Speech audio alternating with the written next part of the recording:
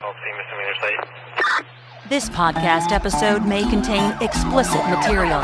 Listener-viewer discretion is advised. The intention is not to offend, but to provide information. Proceed only if you are comfortable with potentially sensitive content. Hello, everyone. Welcome to Behind the Scenes with Sheriff Jason Ard. I'm Jason Ard. We started this podcast to educate everyone on the role of the Livingston Parish Sheriff's Office. We're about serving and protecting our community. On this podcast, we will tackle lots of topics. Today's show, we actually have my Chief Detective, Ben Bourgeois. I'm glad that Ben is with us today. We're continuing this conversation about Barbara Blount. I know Ben has a lot of time and effort into this case, without a doubt. So thank you for being here today, Benny, number one. Thank you for having me. And we've, Benny, you hadn't, and I'm going to call you Benny because that's what I call you. But Ben's a major. He's over my investigative division. Has been with the office how many years? 26. 26 years.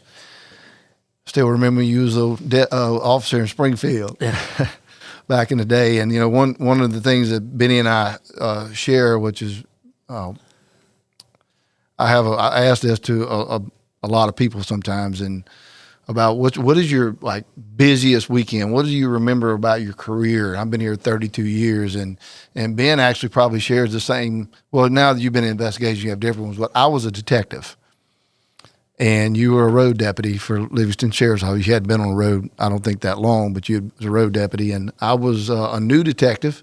Just stepped down from supervision, went over to detectives, and Benny. We got the first call that weekend. It was the first weekend I was on call by myself, and we got a homicide. Right. And then Benny calls me again within 24 hours of that weekend. Actually, less than that, like 12 hours later, we got another homicide. And then we get another homicide, found a body in Satsuma. So 3 homicides in one freaking weekend. That was a busy weekend. It was. Every time I get around, I think about that weekend. And so we're not going to get into all that because this episode is kind of not only focusing on the Barbara Blount case, but kind of wrapping up what we've been doing. So, and I know you stay busy, but just so you know, we did some very unique things this time to try to just bring some new. Not really new. They're kind of old because they were the detectives that worked the case back in the day. So I actually had retired detective Chuck Watts. He came in. Chuck was the actual detective that was on call, and his partner, Kevin Harold, who actually is still with us today. Kevin's a captain. But at the time, he was a new detective. I think he came on not long after you did, I believe. Well, you were in narcotics, and I think then you moved over to detectives. But so I wanted to kind of get their perspective on the case. So it was very interesting listening to, Chuck and Kevin kind of unfolding things from a little bit different light. But I also had Stan Carpenter. Well, Stan was actually chief detective then in your role. That's right. That you're currently doing today. And so it was really kind of unique listening to Stan, what we call the wise one. But, listening to his stuff. And then I did something even more unique than that. I actually brought in Deputy Bozeman that works for us and explained to the listeners that, Derek was actually the kid. And I call him a kid because he was only 18 years old in high school. And he was the one that actually found Barbara Blount's vehicle. That's correct. That was on Hunt Club Road. I believe he was a senior in high school. Yes, and so he took us through that whole story, and it's pretty neat listening, to him. And the reason it was really kind of that part of the investigation to us is you and I went a couple of years ago, and because that rumor about someone seeing Barbara Blount standing on the side of the road where her vehicle was found with a young man with dirty blonde hair haunted us for a long time. You're right. And you and I one day, I say it may have been 3 years ago, but we was having a conversation about this, and we said, we fixed to go talk to these people that seen them. And when we're in investigations, we talk about you get these tips, you investigate these tips until you hit a dead end. That's But correct. you got to get to that point. Well, you had felt like it, and so have I, that we've kind of hit a dead end, but it just kept resurfacing. And so we go and we visit with these people, and we're able to basically rule that out because we identified that to being Derek Bozeman alongside of his mother, That's correct. who actually came out there with him and resembled Barbara Blount. Right. So it made sense, and we were able to kind of kick that to the side where, okay, now we know that this is not what happened. So in saying that, Woody Overton came in, and Woody's been a great asset to us from the outside perspective. He's worked with us over the years. He's been, he was a good detective while he was here, and to have Woody in the position he's in today with a lot of listeners, and he is still very much a person that's capable of doing investigations. He has a very good understanding, but he has this reach, and a lot of people call him because maybe they don't. Whatever rhyme or reason, they don't trust law enforcement. Maybe they just don't want to talk to us. So all that being said, we've had a good pool of people in here to kind of talk about this case. So I asked you, Benny, to come in today because as we wrap up this episode about Barbara Blount, I kind of wanted to bring in your perspective and kind of like remind people you were there that day as well. Correct. As not new, but a newer detective. New detective, and was brought in on the case. And the unique thing about you, Benny, is you have stayed in investigations since then. Right. A lot of these other ones have gone in other directions, but you've stayed there. And I know that's kind of, and I've watched you, has made this case very personal to you. It does. It's been with me since 17 years. So Yeah. So I want to tell people, when you hear Barbara Blount, and I know you get tips because you tell me, hey, I got a tip today on Barbara Blount, And, right. So let's start with, where are we today? Like, where are we at with the Barbara Blount case? Well, it's funny you said that because just whenever you started doing some of these other podcasts with these others, I actually went out and spoke to two people that I've never spoke to about this case that had phoned in and wanted to talk to me about it. So I actually went and met them and sat down and talked with them. And they gave us some information we already knew, and they gave us some information that kind of puts us in a direction to do some more follow-up, which I think is very exciting. Oh, absolutely. We follow up on every tip we get. We've been to different states, several different states. We've did polygraphs, we did DNA. I mean, we've did everything, and now we're always going back doing any follow up on old ideas that we have. New detectives coming in and saying, "Hey, did y'all think about this or that?" Most time that's already been covered, but hey, let's go over it again. Right. So it's a nonstop investigation, and it's never going to stop until we get to the end of it. Yeah, and it just, and I know that when you say you go to a lot of places, I know that you've went to some of the places more than once. Correct. And then we get some of the same tips, and one thing I got to say about Benny in the way that I'm very proud of how we conduct our work. It doesn't matter if it's the same tip.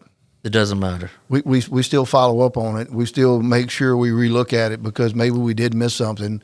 We've never tried to say, well, we ain't fooling with that. We know that's not a dead end. Y'all have never taken that stance. You've always had the attitude of get it done. Right, and we get on it right then. We don't let it sit because we want to get something. Maybe they got something fresh in their mind, even though they've told us this story in the past. What if they tell us something that has come to them or something they didn't think about then that really, may be a new tip to us or new information, something else we can go follow up on. So, yeah, if anytime there's a tip, whether it's one that we've heard about in the past or new, we're definitely jump on it right then. Yeah, and that's awesome to know that y'all are doing that. And it's, again, and these are the type of cases too that is frustrating. And it's very challenging to you because you sometimes you get so excited about a tip and it hits a dead end. Correct. And so that's our life. That's what we do. Right. All cases kind of somewhat are like that sometimes. So as these tips come in, what is, like today, I know you just got some tips in. So over the years, how many tips on the Barbara Blount case do you think that we've gotten over the years? Over the years, probably hundreds, possibly.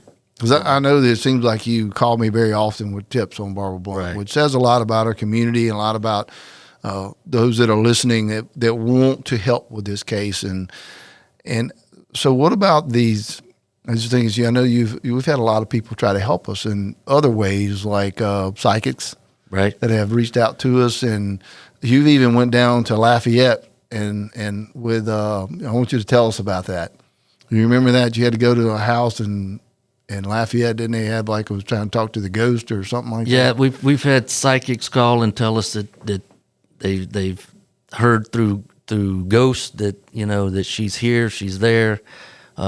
We've searched ponds that psychics said that she's in a boat that's abandoned in a pond. We've went out in the middle of the night and we got that tip. I mean, like I said, we go right then. Right. And we've actually been out into the pond in the middle of the night to search an abandoned boat that was nothing there. But, you know, if it's a lead, we're going on it. And some of them are very interesting, yes. Yes. Well, and I just want people to know that. Like, we don't turn down anything, but I just remember you were at some house, maybe a haunted house or something, and maybe the family went with you. Some of the family members? Did go. I know what you're talking about now. There was a gathering over a weekend, I believe, at some. It might have been Abbeville or somewhere, but yes, it was where people stayed there and actually tried to get information through these ghosts, they say, you know, or spirits. Spirits, right? And it was kind of freaky, but.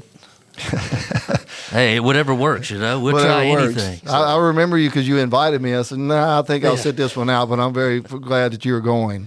But I wanted to bring that up because we do it all when it comes to that. We don't just turn that away and say, well, that's just silly. Right. No matter your belief, no matter that, look, a tip's a tip, and you just never know what you're going to come across. You never know which one. And you never know who you're sitting next to. I mean, you may have, go to a function like that, and there's a person sitting next to you that may be the suspect that we're looking for. You're right. Because you just don't know. And so we don't rule anybody out. And so it was kind of funny when I interviewed Deputy Bozeman in here and turned into a little bit of an interview and interrogation. Yeah. Just to go back through the whole process. So it's something that we have to do because you don't want to rule anything out. And I just appreciate your dedication to this case. And so as we are getting near to the end of the case of Barbara Blount, and let me rephrase that, because we're never going to be to the end of that until we make that arrest. Until we put handcuffs on somebody. Right. And it's going to happen. I believe. And I believe too. And Woody Overton says it best. I'm going to continue to say it until it becomes my saying. But, this guy out there, I mean, he's got to get lucky every day. Every day he got to get lucky. We only got to get lucky once. That's right. And we're going to get lucky. That's no doubt about it. I don't think we can stress enough by walking people through when this case started to where we're at today and highlight some of that, because we remember the crime scene being this of so clean, but it wasn't that somebody went in there and cleaned it up, as that she's spring cleaning that day from what we gathered from family members. That's how she lived her life. Very, very clean. And not just her house, but I think her spiritually and everything. She was just a clean, pure victim now, Right. But that's the way she lived her life. That crime scene, there wasn't much of a crime scene. Correct. That was a problem. The way she lived, as clean as she was, you could have seen anything out of place had it been, a struggle there or something that we could have really attached to.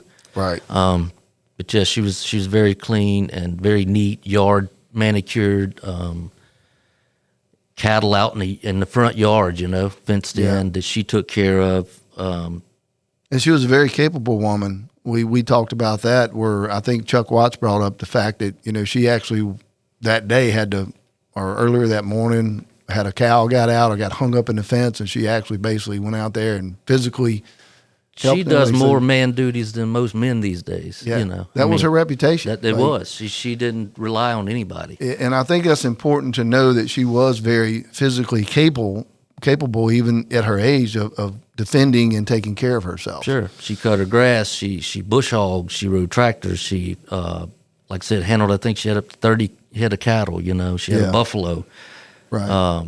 pigs. Forgot about the buffalo. Yeah, she's She was a tough working lady. woman, yes, Correct. without a doubt. And she, from what we've learned over all these years, and you know, we know a lot about Barbara Blount. Mm-hmm. You know, we probably know more than some of her family knows just from gathering all this information. We know that she was, 58. She was a widow. Her husband had died in a terrible accident, I think in 2004. She never remarried. She never dated. She stuck to being faithful, not only to God, but also to her family and her husband. Mm-hmm. You know, and that means a lot. Yeah, You know, it does. So, it says a lot about her character and who she was. correct. She was big with her church. I mean, you ask anybody, it was her faith with God, her family, then her friends. You know, her cattle, everything. She was a very strong lady. Right. You know, and that's important for people to understand because, you know, one of the things that we talk about and when you're in investigations, one of the things that enters your mind is, you know, is there something going on? Is there a boyfriend? Is there, an ex-husband? I mean, so those things you have to filter through those Sure. to see. And that was very early on ruled out. Right. And over time continue to be ruled out. Correct. Because of who she was as a person and as we get where we're at today, she is a true victim. Sure. Like there is no doubt in my mind, and I'm sure in yours as well, that Barbara Blount was murdered. Yes, I believe that.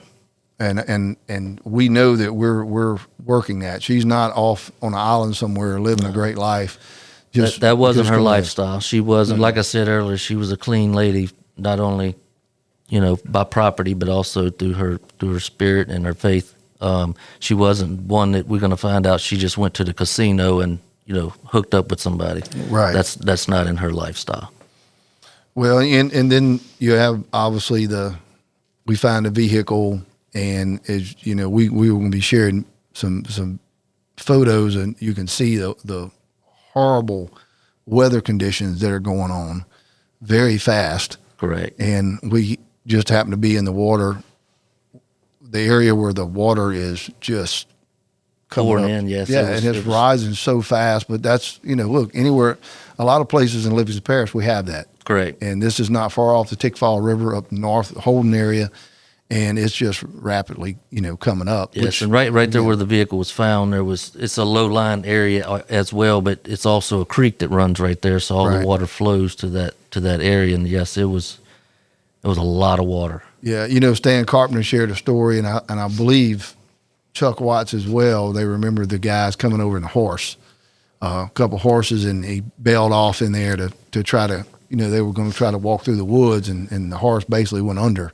Yes, where the gravel road come off of the blacktop. Right. That's how deep it was. That's The how much horse water. went off the side of that, and it was over the horse. They both swam out, the horse and the guy riding it. So yes, it was terrible. So you were fighting weather conditions. We're able to get the vehicle out of there, not without, water on the floorboard, stuff like that. It just makes it difficult to process a scene when you have to bring the scene somewhere else. Correct. And so I know those are difficult. I know Louisiana State Police did a crime scene, right? That's correct. And they did a great job, as they always do. And we even had the FBI. Do you remember a little bit about the FBI coming in and Yeah, I believe they came in and they brought some surveys that we went around and passed out to the neighbors in the area, and then they would collect those surveys, take them back to their headquarters to where they had profilers would go through them and analysts to see if they could put us in a direction of who could be capable of doing something like this. And so what's so unique about that, and the reason I asked that question is, we're back in 2008. I take pride because I've been here since 93, and I've been very confident we've came a long ways. And you learn as you go. this was kind of new to us. I mean, we've worked homicides. Right. We've worked missing persons. But this was one of them like y'all knew. I mean, it was just like we knew. We need help here. Like we need some fresh minds. We need other agencies, and have to, if FBI comes in, they do have different ways of doing things and things that you may not have thought of. We've never thought that we were, too good to ask for assistance, but most of the time, and I'm very proudly saying this, most of the time, we have the tools we need to do what we have to do today. That's correct. But there is times where we don't. Sure. And you have to lean out to another agency, or maybe it's just not even have to be an agency. Maybe it's a business. Maybe it's somebody that has, special equipment that connections to finding special equipment that we might need. But back then it was a big deal to have the FBI come help us. Come in and assist. You're right. And they came in and assisted because they knew that something was up with this. They knew this wasn't just a regular missing person type deal. That's correct. And I believe that the media coverage that we got back then was, it was a lot, and I mean, it was being shown all over. And I think they could see that, hey, this is really something like, we believe this lady's been abducted or something's happened to her. She just, like I said, she didn't just go off on a vacation or a trip somewhere. Yeah. So all hands on deck, and we was open arms to anybody that wanted to come in and assist us. Like you said, I mean, we're not the best. We're right there, but back then we was limited to access to resources, and having the FBI and the state police, and I mean that's their expertise. That's what they do, every day.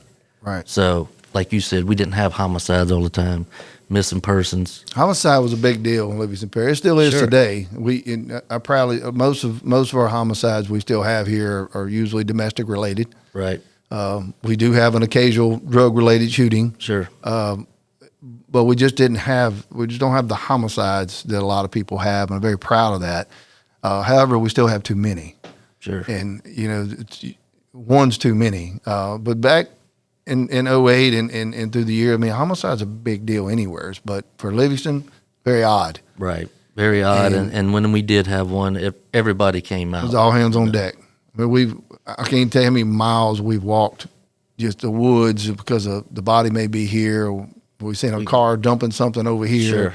And you don't just go check the ditch. You want to walk that whole area. You take that whole area. That's right. We flew it in helicopters, horseback, four-wheelers, boats, foot, you name it, dogs. We had dogs come in. We had Texas send in a crew over here to search for days. Yeah. I mean, I don't think there was an inch of ground for miles around there that wasn't walked over. I believe that. And so moving in, we process the scene. You're canvassing the area. FBI comes in. They give you this, trying to get do some profiling. As the days turn into weeks, and the weeks turn into months, and the months turn into years, what's going through your mind? Like, when's that call coming in that we're going to be able to crack this and go ahead and make an arrest or move forward anyway. So, and I think that day is coming. Yeah, I feel very confident that it is. And, looking back on the scene, is there anything that just like sticks out at you that you feel comfortable sharing? Because I know sometimes we don't share a lot of information, and y'all have to respect that because we may have information we feel like and I know we have some. And I feel like we have some pretty decent suspects as well. And you have to do a lot of investigative work to get there. And some of that's not as easy as it would be if this happened today. But this is back when we didn't have the technology back then that we have today. But is there anything that just, I don't know, stands out or bothers you? I'm putting you on the spot here because I'm just... Yeah, it actually, and we can speak about it because it's how clean the scene was. It's how nothing was really disturbed. And like you had mentioned earlier, it wasn't that it was cleaned up after this. It was just that clean. So then, and people say, well, it had to be somebody that knew her, right? It had to be somebody that she was comfortable with for her to come outside because she was a pretty tough lady. We've learned that. Right. She was also cautious, especially since her husband had passed. Right. So She wasn't just going to open the door for anybody, is what the family says, you know. So what bothered me about the scene was that it was so clean. So was it someone that knew her? Was it someone that said, hey, your cows are out, come quick, you know, or your kid's been in an accident, jump in the car, you know, something got her off guard and got her out of that house. I do not believe anyone went in there and got her. I believe whatever happened outside. I believe it's somebody that absolutely got her in a vehicle. Obviously, her vehicle was moved for a reason and not very far. So she was either in that vehicle or not in that vehicle. Right. But you know, the keys are in the roadway. I mean, we don't want to get off in the weeds in the scenarios, but yeah, it's almost like she drove the car over there to meet somebody. Right, And gets out, has her keys in her hand, and the keys are dropped. Something happened right there. I believe that's where something happened at. So why would you bring the car a quarter mile down the road? Exactly. Why wouldn't you drive it either off further, unless you had something else there to get into and take off? Right. So it was absolutely a planned out situation, and again, it's that kind of is what bothers me about the whole thing as well. It's clean. I just believe that somebody that she must have somewhat felt comfortable with got that car over there. Yes. If she didn't have to drive it herself. Correct. It was that or just an ultimate broke down surprise. on the side of the road. Can you come over here real quick and help me? And then it went from there, which makes a lot of sense why the scene would be so clean. And, you know, people bring up the whole thing with a phone. You know, the cordless phone. The cordless phone, and look, everybody's had cordless phones. You know, I've bumped mine before it hits the ground. I mean, we had bad weather that day. It could have been the wind came in and blew it over because it was outside. It was supposedly on a right next to a pair of rubber boots. And so you don't really know what happened. You know, you do want to focus on it because it could be a possible sign of struggle, but it's just a phone. But it looks like the phone was either dropped or knocked off. Correct. And with the wind they had that day, because there was other items that was knocked over in the house where the windows were up that, you know, the wind had blew through and you could see that things had fell over. Not to say there's a struggle, but just to show that there was that much wind that day. Yeah, it was a pretty bad storm. I remember looking at the weather and all. It was pretty bad. Correct. So, well, Ben, as we get to wrap this up here, we want to make sure. And I'd like the people to hear from you. If I have a tip or I feel like I have some information I want to give to the sheriff's office, how do I do that? Well, one, you can call the sheriff's office. You can call the dispatch number 225-686-2241. You can ask for me personally. I promise you I will respond back quickly. You will that. You can also go through our LPSO app. You can call Crime Stoppers. You can remain anonymous through Crime Stoppers, and they'll even pay you for your information if it turns out to be good information. So, right. Or you can drive up to the courthouse and come see me personally. I'm normally there Monday through Friday, 8 to 4. So, and I'll stay later, come early if you want to come by and meet with me. And we have a great partnership with Crime Stoppers, and look, we at the sheriff's office are willing to give a reward as well, and you know, those things are coming, and it's something that we're going to be talking about in the near future. So last thing, Benny, I know as well as you do, suspects listening to us, probably watching. So you, as the time and the effort you put into this, what would you say to him if he's listening right now? I would say that he might ought to sleep with one eye open. He, she, whoever's involved, whoever's responsible, and that hopefully one day it's me and you that get to go through his door, her door, and put him in cuffs and take him to justice for Miss Barbara Blount. And I believe that day's coming. God willing, I will absolutely be there. That's correct. Well, Ben, look, man, I appreciate you being on the show today. I appreciate your effort and your dedication and commitment to this, to everything you do, but to the Barbara Blount case. I know the family's very appreciative of you and the things and just the time you put in. I'm going to thank your family because I know you got to have good support from them to be able to do the job that you do every day and the time that you put into these cases. So with that, I appreciate you carving out a little time. I know that I'm your boss. You do it anyway. That's right. But I appreciate you carving out the time and taking the interest in this case, because we have a true victim out there that needs a case solved, so we can bring her some justice, bring her family some justice, and that's what this is about. And again, thank you. I greatly appreciate it. Well, look, that's going to do it for Behind the Scenes with Sheriff Jason Ard. I appreciate all of you tuning in and listening. And look, if you're listening out there, and look, if you like it, share it. Just get involved. Do your part. We appreciate it.